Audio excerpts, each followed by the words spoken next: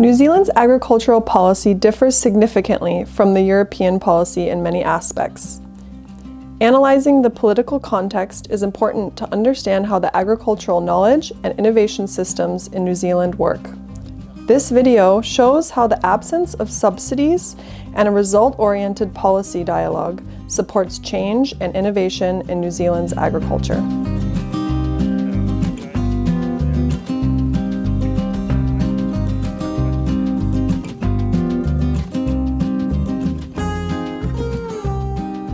The subsidy is the key difference between the European system and the New Zealand system. We don't have subsidies in New Zealand. There is no backstop. So if you don't innovate or keep ahead, you're out. So this drives desire to learn, to be ahead of the game, to be changing, to be looking, to be transformational in your thinking, because if you don't, you won't be farming any longer. It's a natural human reaction. If you are paid to do something and you don't have to change because the market doesn't demand it, you're not going to change. If you're always looking to the market first and backwards, as New Zealand has to, then we naturally drive innovation. I think we naturally are more prone to be responsive and more innovative, I think. New Zealand farmers have been living in a subsidy-free world for over 30 years now. This is difficult. We're facing the vagaries of world markets, but farmers have retained a sense of motivation and opportunity, which has driven innovation and change.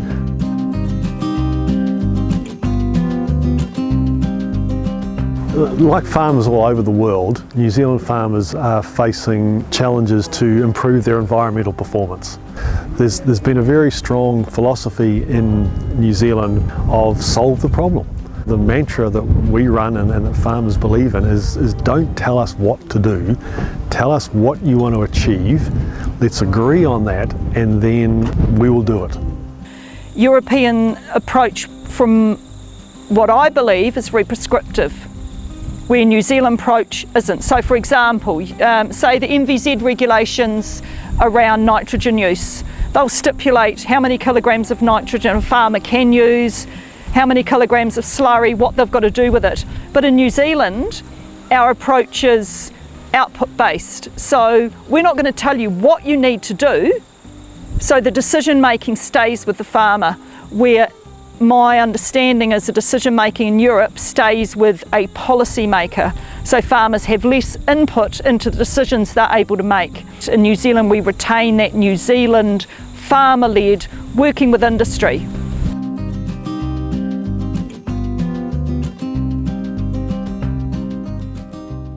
Despite all these positive dynamics, many farmers in New Zealand are uncertain whether they are on the right track.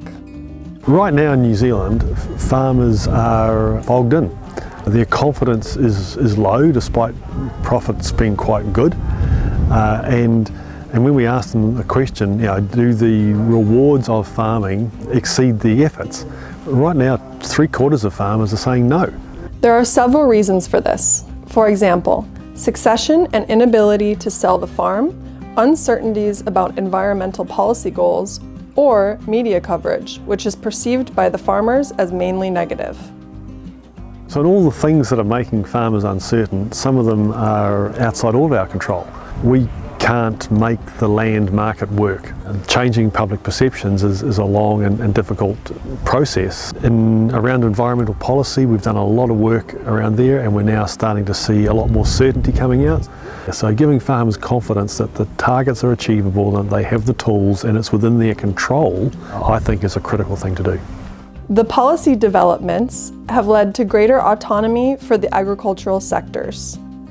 As a consequence, the organization of advice and knowledge transfer is mainly structured around the different sectors. I feel in New Zealand we're still very siloed. We have sheep and beef, and we have dairy, and we have wine growing, and we have horticulture, yet there isn't that collaboration. I mean, we're all growing food. The levy model means that because sheep and beef farmers have paid for sheep and beef resources, so their expectation is their money will be spent on sheep and beef issues, rather than this big melting pot that benefits all farmers. Now, DairyNZ and Beef and Lamb, I'm sure, would say we are collaborating, and I'm sure they are, but there's still the siloing that if we're going to be effective as a country, I believe we need to be thinking about.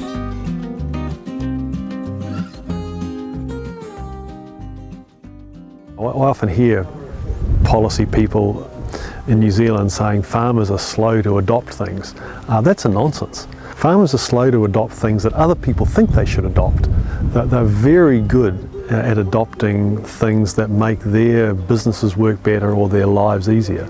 If we're going to be successful in transforming ourselves to where we need to be in 20 years' time, my view is that we need to maintain that motivation and that opportunity.